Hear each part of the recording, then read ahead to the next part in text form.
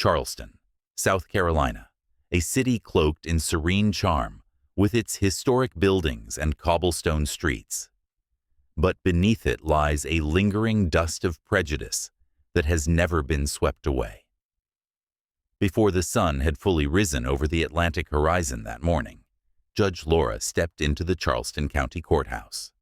She was 62 years old, the first black woman to ever hold the highest seat in this court. Without her judge's robe or an entourage of assistants, Laura still carried with her something no one could take away: the authority and resolve of someone who had endured 3 decades of justice paved with thorns. Her silver hair was neatly pinned behind her head, and her deep brown eyes were sharp. She could see through the prejudice people tried to hide behind polite smiles. Today, she wore no robe. She arrived earlier than scheduled. No one knew she was already there. It was supposed to be just another ordinary morning. But Laura's intuition was uneasy, the same one that had saved her from political daggers in the justice system many times. A young clerk stood outside the courtroom, visibly tense.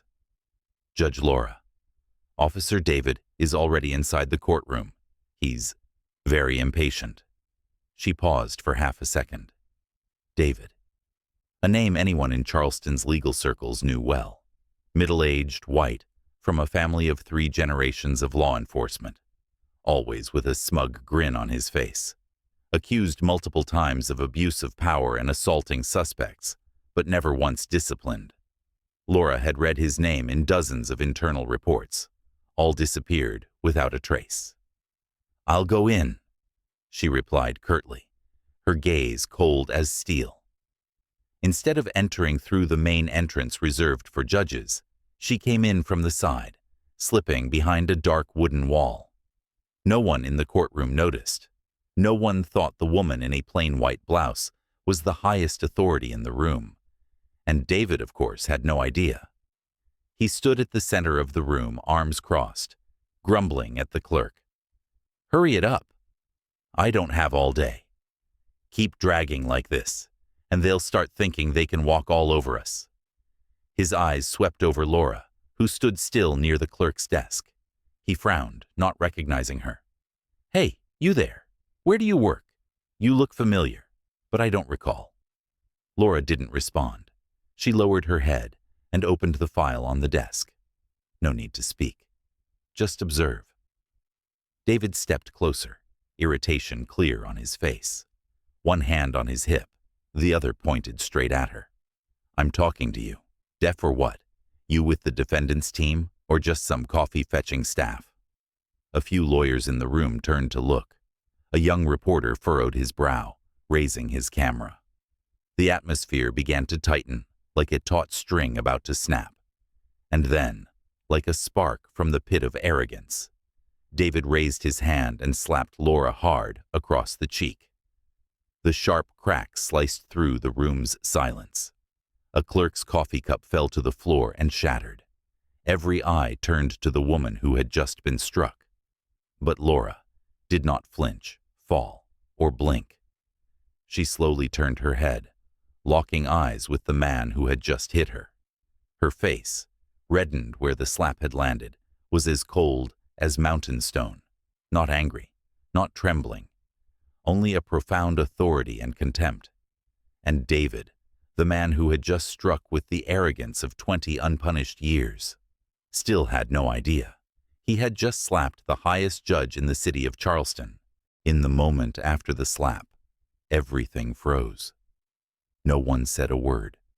No one moved.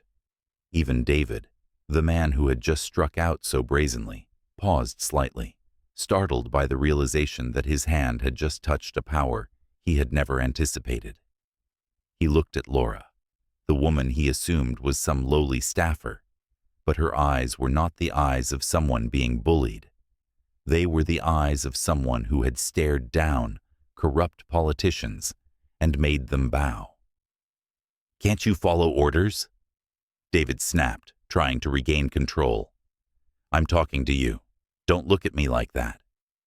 Laura stood still, her her gaze stripping away each layer of arrogance from the man before her. A young attorney pulled out his phone from the back of the room. A female journalist quietly activated her camera, her hands trembling. A court officer who had once served 10 years alongside Laura when she was still a prosecutor had gone pale since the very beginning. He stepped back half a pace, his eyes wide in shock. "Oh my God," he whispered to the person beside him. "He just slapped Judge Laura." The truth began to spread through glances alone. Faces shifted from confusion to shock, then to horror. A clerk stammered to the person beside her. She's Judge Laura, the presiding judge for this case." But only one person in the room still hadn't realized it. David. He smirked, held his head high, and pointed at Laura. "If you don't respond, I'll file a report for obstructing court procedure. You think a white blouse and a folder make you important in here?" Still, that arrogant voice was smug and confident, as if he were untouchable. Laura gently placed the folder on the desk. She turned and slowly walked toward the bench. By now, everyone was standing, all eyes following her every step. The air was thick with tension. David froze.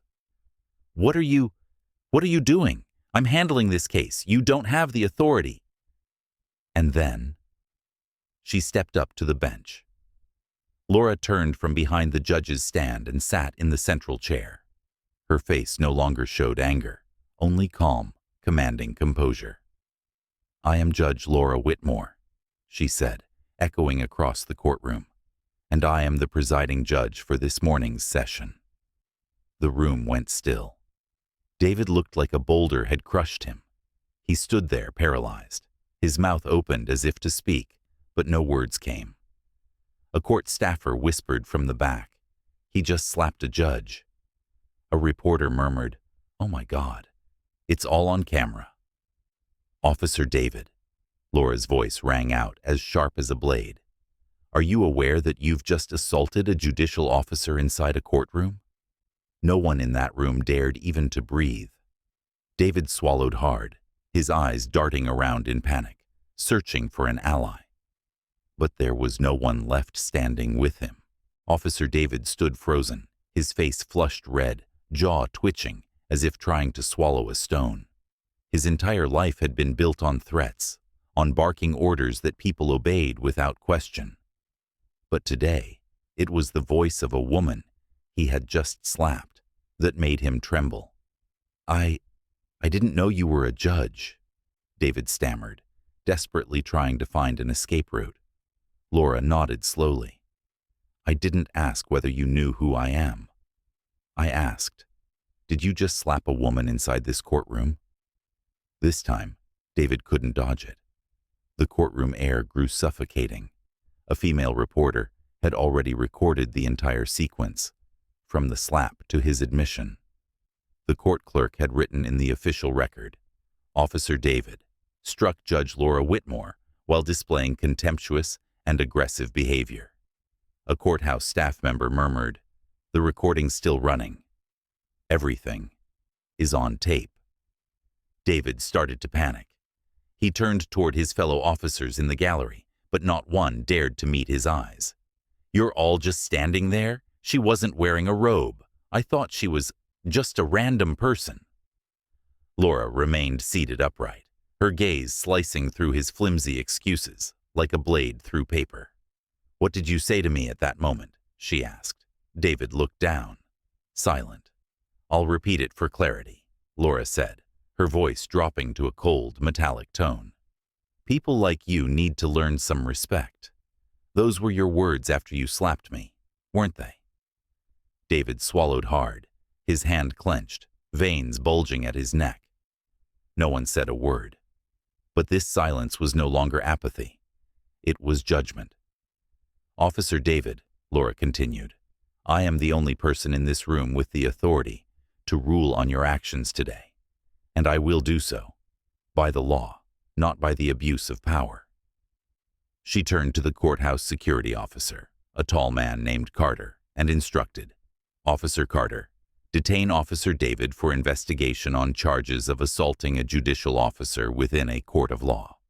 No need for handcuffs. He is still an officer, but he is not to leave this courthouse.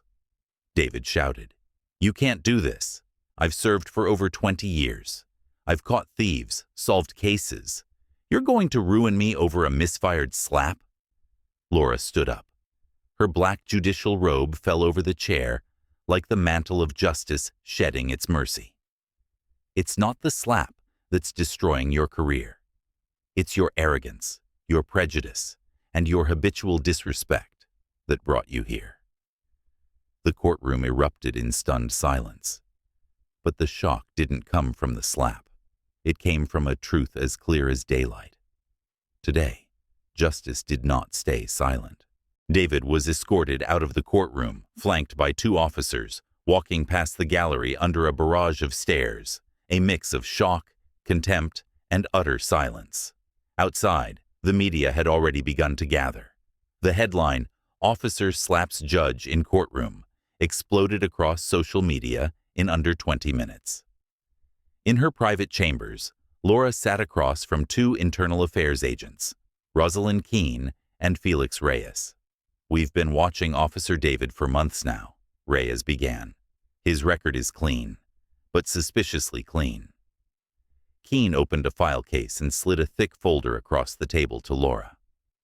"There are at least 7 arrests led by David, 5 involving black individuals, all handled through plea deals. None ever went to trial." Laura flipped through the pages, her expression darkening. "Investigation reports, recordings, body cam footage, all missing?" "Or technical errors," Keene said, her tone bitter. "And of course, Adia Carson Ramsey, the prosecutor in most of those cases, was always the one, working directly with David." A picture began to emerge. David wasn't just a rogue officer abusing his authority. He was a link in a system where justice was manipulated by familiarity, silence, and fear. Laura clenched her hands, then looked up. "How much time do we have before they try to shut this down?" Keene raised an eyebrow. "The real question is, how far do you want to go?" Laura didn't hesitate. "All the way. Not just David. I want to know who's behind these deals, who protected him, who signed off to bury the evidence." Reyes nodded. "Then we'll need access to all court records from the past 10 years. Every case David ever made, testified in, or even appeared in." "And we need you," Keene said, locking eyes with her. "Not as a victim, but as the one who breaks the system." Laura stood, eyes sharp as steel. "I'm Judge Laura Whitmore. I've seen too much injustice masked by the law. If this system collapses when exposed to light, then it deserves to collapse." And the earthquake officially began. Prosecutors trembled, and high-ranking commanders made emergency calls. The Internal Affairs Office received many emails requesting limited access. Specific influential individuals began to feel the chill. But Laura, the woman slapped in her courtroom, had now become the epicenter, and no one could extinguish the fire she had just ignited. 9 a.m. the next morning. Charleston City Courthouse was more chaotic than ever before.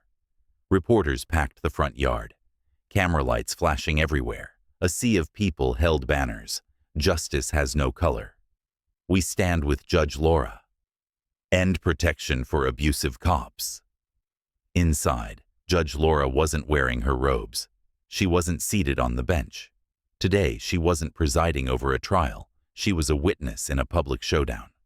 Across the courtroom sat Prosecutor Carson Ramsey, long rumored to be in bed with David in many prior cases, beside Elliot Parrish, representing the State Judicial Ethics Committee. Parrish opened. "We are here today to formally acknowledge Judge Laura's request to recuse herself from proceedings and to assess whether she remains fit to serve impartially in any cases involving Officer David." Laura nodded, her voice rising clear and strong. "I recuse myself, not because I'm wounded, but because I want everything to unfold in the light. I will not let anyone bury the truth in the shadows of internal procedure. The courtroom fell silent. She turned to the press, locking eyes with a young female reporter seated in the front row. "I've presided over this courtroom for nearly 2 decades, and in all those years, I've never seen such blatant injustice." She raised a thick file high. "In my hands are 12 cases in which David made the arrest, most involving black citizens, teenagers, and the poor. Among them, 5 cases with missing body cam footage, 4 coerced plea deals, 3 instances with no legal representation. And in all of them, Mr. Ramsey refused to prosecute David." Ramsey turned pale. Parrish tried to maintain composure. "Ma'am, with all due respect, are you suggesting a conspiracy?" Laura didn't flinch. "I'm not suggesting. I'm proving." Keene, the internal affairs agent, stood and placed documents on the table, including an audio recording of David in the precinct locker room. "That woman thinks she's got power just because she wears a robe. Let's see if she can still open her mouth when I'm done teaching her a lesson." Payment records from the city's police legal defense fund cover David's legal expenses. A shockwave swept through the room. Laura turned to Ramsey. "In the 2019 case, a 17-year-old boy hospitalized with broken ribs after being arrested by David. Body cam footage disappeared. You signed off rejecting the complaint. Why?" Ramsey stammered, unable to respond. Parrish flushed red. Laura paused, a beat of silence. Then she scanned the entire room. "This is no longer a matter between a judge and an officer. This is about a system that has protected wrongdoing for far too long. If we allow this to continue, the law will no longer be a barrier for justice, but a shield for abuse." As the hearing concluded, the courtroom was frozen in silence. But outside, the chants thundered, "Laura! Laura! Laura!" And for the first time in years, the city's people felt something truly beginning to shift. Late that afternoon, the skies over Charleston turned stormy. A gloomy atmosphere settled over the stone steps of the city courthouse, as if warning of an approaching tempest. Not just in weather, but in the form of a covert counterattack. In her office, Laura reviewed the list of cases linked to David, together with Agent Keene and Carter, her loyal protector for over a decade. The phone rang, an unknown number. Laura picked up. "You should stop." A male voice, low, cold. No introduction, no threats, just one short sentence. But each word sliced through the air like a blade. Laura hung up, unblinking. Carter asked quickly, "Who was that?" Laura handed him the phone. "No idea, but someone's afraid." That night, a package with no sender was left at the doorstep of her home. Inside was a photograph of Laura's 10-year-old grandson walking to school. On the back, scrawled in crude handwriting, "Know when to stop." Laura stood frozen. She held the picture, her hand tightening around it. No scream, no outburst of rage, only her eyes changed to something else, cold and resolute. The next morning, in a closed-door meeting at the Charleston Federal Building, Laura sat across from 3 U.S. Marshals and 2 Department of Justice representatives. She slid the photo across the table. "They threatened my family, my 10-year-old grandson. I want every file tied to David and his associates transferred to the federal level. And I want him, David, placed in federal custody today."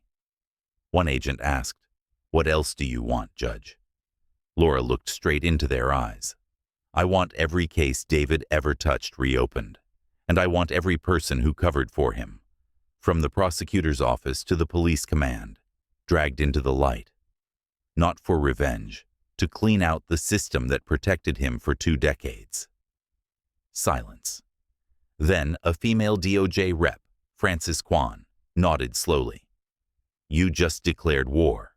We won't stop you, but prepare yourself. They'll fight back, not with the law, but with power, money, and the media." Laura smiled faintly. "I've faced guns, violence, hidden power. The one thing I've never done is stay silent." That night, David was quietly transferred from the city jail to a federal facility. No cameras, no news coverage, no reporters, only one internal notice, signed by a federal judge and the Department of Justice. Special detention ordered due to witness safety concerns and to protect the integrity of a systemic investigation. Laura returned to her office, still clutching the photo of her grandson. On her desk lay another file bearing a familiar name, ADA Carson Ramsey, the prosecutor who had shielded David so many times. She opened the file, her gaze like ice. They think I'd stop because of one photo? Wrong. Now I'll dig all the way to the root. The next morning, the atmosphere inside Charleston courthouse was taut like a tightened string. Judge Laura entered the courtroom, not in her judicial robes. Today, she wasn't presiding. Today, she stood as a citizen before the wall of power she was about to bring down. The courtroom was packed. Reporters filled the back rows, cameras already rolling. Across from her, Prosecutor Carson Ramsey, who had overseen many of David's cases, stood coldly beside a young man in a light gray suit. The name tag on his chest read, Elliot Parrish, Representative, South Carolina Judicial Ethics Committee. Elliot gave a thin smile. We are here today to confirm your voluntary recusal from this case, due to being considered emotionally involved. We will follow proper procedure. Laura nodded slightly, then stepped to the center of the room. I recuse myself from David's case, not because I'm weak, but because I will not allow anyone to use that as an excuse to make this case disappear. Camera shutters clicked, but Laura wasn't done. She looked directly at Carson Ramsey. I request that this case be reclassified as a special investigation under federal oversight, and I officially call for reopening all cases in which David was either a key witness or the arresting officer. Ramsey slightly furrowed his brow. Laura placed a folder on the table. Inside were 5 suppressed complaints, 3 audio recordings, and a spreadsheet of transfers from the Charleston Police Fund to a legal protection company. The same firm had provided David's private attorney. Parrish paled as he read the file. Laura continued, her voice low and sharp as a blade. This is not conspiracy theory. This is a system that feeds off abuse of power, where prosecutors like you, Carson, declined to charge David 5 separate times despite clear evidence. The room fell into stunned silence. Then Laura turned toward the reporters, her eyes locking on a young female journalist in the front row. What I've shown you here is not just about a slap. It's about a city that has accepted silence for far too long. Ramsey clenched his jaw. He stood up. You're turning this courtroom into a political stage. Laura replied, calm but commanding. No. I'm turning it into a place where truth is no longer buried. If you think a judge's robe is the only thing that gives me a voice, then you've never understood what the law truly means. A little later, in a closed-door meeting, Carter whispered as he shut the door. You've backed them into a corner. Laura didn't lift her eyes from the open file. That wall didn't build itself. It's been propped up by dozens of names who turned justice into a tool. And if I want to bring it down, I have to start from the top. Just then, Agent Keene walked in. In her hands was an internal investigation report bearing the signature of Chief Justice Benjamin Halcroft. Laura froze. The man who had mentored her, the one who placed a hand on her shoulder during her swearing-in ceremony, was also the same man who had personally dismissed the complaint against David in 2019. Laura quietly closed the file. Under the soft yellow light, she whispered, Turns out David wasn't the disease. He was only a symptom. Early the next morning, the Charleston courthouse held its breath. Out in front of the building, hundreds of people stood shoulder to shoulder. Local reporters, national journalists, forgotten citizens, and victims who had never had a voice. All gathered beneath a giant banner. Justice will not be silent. Judge Laura stepped up to the podium in the press room, not in her robes. Today, she did not represent the court. Today, she represented the truth. Her voice rang out, warm, steady, but unyielding. I became a judge because I believed in the law. But I'm here today because I no longer believe in silence. She opened a folder. Held up high before dozens of cameras was a list. 12 names, including police officers, prosecutors, a chief judge, and a member of the city council. These people worked together to protect David for over a decade. They didn't just cover up wrongdoing. They built an entire system to shield the guilty and silence the just. The room grew thick with tension. Then, Laura continued, I've submitted all the evidence to the U.S. Department of Justice, formally requesting criminal investigations into every individual on this list. Some journalists teared up. Outside, the crowd began to chant, Laura, Laura, justice, justice. A little later, as she stepped down from the podium, Carter approached her. They just proposed naming the state judges' conference after you.